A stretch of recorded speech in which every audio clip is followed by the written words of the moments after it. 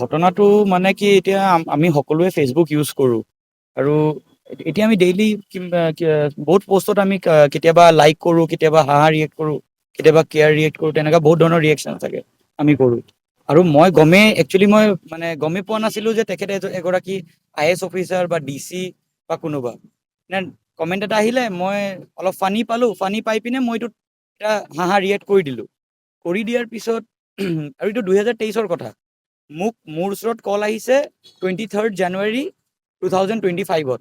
মোক OC-য়ে কল কৰিছে, কোকৰাঝাৰ OC-য়ে, যে আপোনাৰ নামত এটা কেছ আহিছে, আপুনি ইমিডিয়েটলি থানাত আহিব লাগে। মই কৈছোঁ মই থানাত মানে কিয় আহিম, মোৰ নামত কেছটো কওক। তেখেতে কেছটো ক'বলৈ ৰেডি নহয়, কোকৰাঝাৰ OC-য়ে। তেনেকৈ কওঁতে মই ক'লোঁ আপুনি মোক চামন দিয়ক তেতিয়াহ'লে।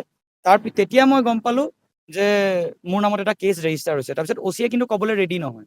তাৰপিছতে মই মানে মোৰ অধিবক্তাক ক'লোঁ যে এনেকৈ মোৰ নামত এটা কেছ আহিছে, এনেকৈ কথা। তো তাৰপিছতে অধিবক্তাই OC-ৰ লগত কণ্টেক্ট কৰিব ট্ৰাই কৰিলে, OC-য়ে কেছৰ কথা একো নকয়। তাৰপিছত মোৰ আৰু এজন লয়াৰক মই ক'লোঁ কোকৰাঝাৰ কোৰ্টৰ, তেখেতৰ নাম ডেংকু ব্ৰহ্ম। তেখেতে মোক সহায় কৰিলে আপোনাৰ চাৰ্টিফাই কপিটো ওলাবৰ কাৰণে। তেতিয়া মই গম পালোঁ যে মানে অনাৰেবল ডেপুটি কমিশ্যনাৰ মিছ বৰ্ণালী ডেকা মেডামে মই জাষ্ট এটা হাঁহা ৰিয়েক্ট কৰাৰ কাৰণে তেখেতে মোৰ ওপৰত এটা FIR দিছে। তো মই মানে আচৰিত পাইছোঁ মানে যে আজি মই এটা ৰিয়েকশ্যন দিয়াৰ কাৰণে মই আজি ঢেকীয়াজুলিৰ পৰা কোকৰাঝাৰ কোৰ্টত আহিবলগীয়া হ'ল, মই বেইল ফাইল কৰিবলগীয়া হ'ল।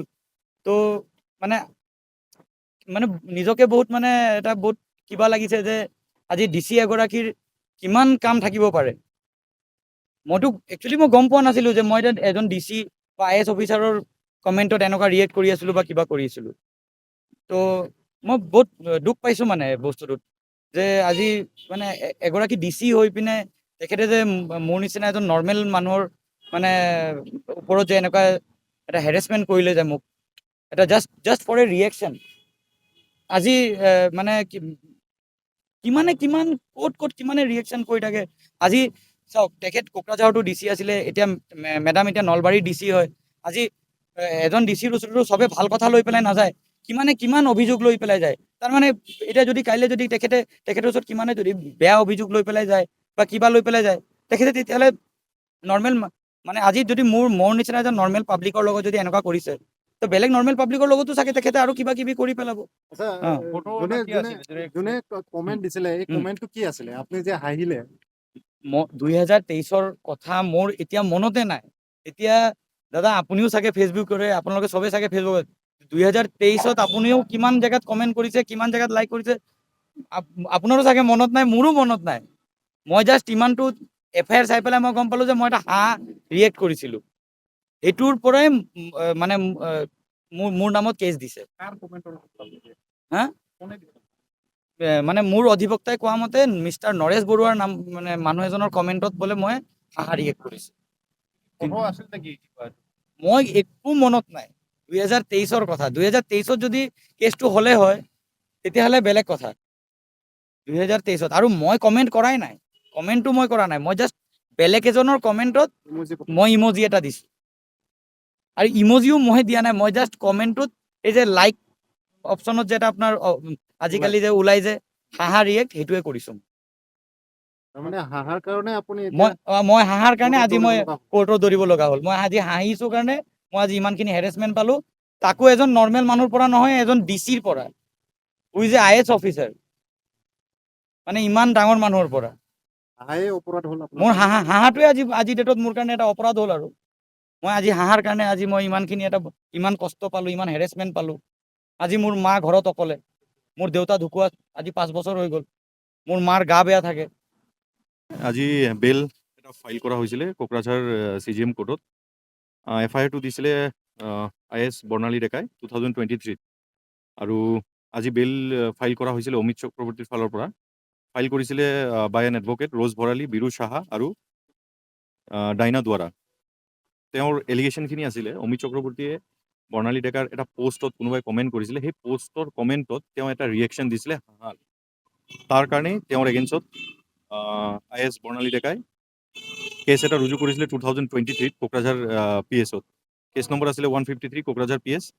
আৰু under section IPC 120B 354D 1-2 500 509 আৰু IT Act 66 গোটেইখিনি কোৰ্টে আজি চাই পেলাই বেলৰ যোনখিনি নেচাৰ আছিলে বেলেবল আছিলে আৰু মাননীয় CJM কোৰ্টৰ পৰা আজি বেল দিয়া হয় অমিত চক্ৰৱৰ্তীক আৰু এইখিনি আছিলে আৰু ফেচবুকত কমেণ্ট লৈ পেলাই এইখিনি কেছ কৰা গৈছিলে তেওঁৰ ফালৰ পৰা দিয়া হৈছিলে আপোনাৰ 24/4/2023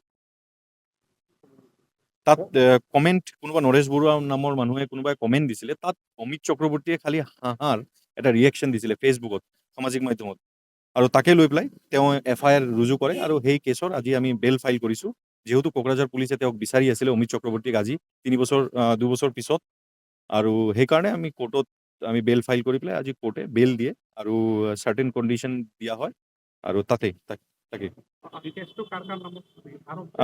কেছটো আপোনাৰ 3জন একিউজড আছিলে নৰেশ বৰুৱা অমিত চক্ৰৱৰ্তী আৰু আব্দুল সুদ্দৰ চৌধুৰী 3জনৰ নামত আছিলে তাৰে আজি অমিত চক্ৰৱৰ্তীৰ নামত কেছ ফেচবুক কমেণ্টছৰ ওপৰত হয় ফেচবুক কমেণ্ট কোনোবাই বেলেগে দিছিলে ফেচবুক কমেণ্ট মোৰ যোনজন যাৰ কাৰণে মই বেল ফাইল কৰিলোঁ অমিত চক্ৰৱৰ্তী তেওঁ খালি ফেচবুকত ৰিয়েকশ্যন এটা দিছিলে হাঁহিৰ তেওঁ কোনো ধৰণৰ কমেণ্ট দিয়া নাছিলে খালি হাঁহিৰ এটা ৰিয়েকশ্যন দিছিলে আৰু এই নৰেশ বৰুৱাৰ কমেণ্টত তাকে লৈ পেলাই কেছ ৰুজু হয় আৰু আজি বেল ফাইল কৰা হ'ল স্মাইলিং হাঁহাৰ কাৰণে দিছে হাঁহিৰ যোনটো আমাৰ ইমজি থাকে তাত ফেচবুকত সেইটো দিয়াৰ কাৰণে কেছ ৰুজু হয় বৰ্ণালী ডেকা DC আছিলে হয় তেতিয়া তেওঁ DC আছিলে বুলি গম পালোঁ এই কোকৰাঝাৰৰ তেতিয়াই কেছটো ৰুজু কৰা হৈছিল ঘৰত আনন্দ আৰু সম্পৰ্কৰ চমক বজাই ৰাখিবলৈ জৰুৰী হৈছে সকলো আনন্দময় মুহূৰ্তত মৰমৰ উপহাৰ দিয়াটো সেইবাবে মধুশ্ৰী জুৱেলাৰ্ছে আনিছে সকলো ৰঙীন ক্ষণৰ বাবে বিশেষ গহনা হীৰাৰে হওক সোণৰে হওক বা ৰূপৰে হওক শ্ৰেষ্ঠ ডিজাইনছ আৰু হলমাৰ্কযুক্ত গহনাই ৰাখে সম্পৰ্কক নিখুঁত তেনেহ'লে আজিয়ে আনক আনন্দ মধুশ্ৰী জুৱেলাৰ্ছৰ সৈতে যোগাযোগ কৰক 7028000341 নাইবা ভিজিট কৰক LNB ৰোড নলবাৰী অসম